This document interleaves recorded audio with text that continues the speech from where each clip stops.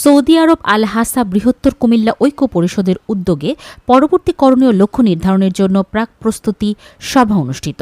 বিস্তারিত দেখুন মোহাম্মদ দীন ইসলাম সাগরের তথ্যচিত্রে। বৃহস্পতিবার ৯ মে ২০২৪ তারিখে রাত ১০টায় আল হাসা বৃহত্তর কুমিল্লা ঐক্য পরিষদের প্রথম আনুষ্ঠানিক সভা অনুষ্ঠিত হয়।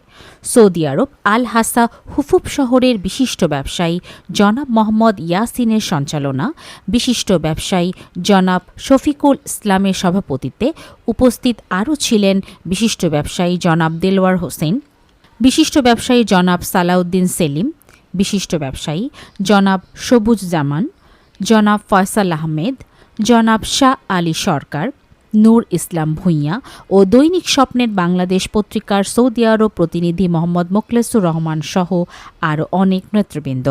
কুমিল্লা, চাঁদপুর ও ব্রাহ্মণবাড়িয়া এই ৩ জেলা নিয়ে গঠন করা হয় বৃহত্তর কুমিল্লা ঐক্য পরিষদ।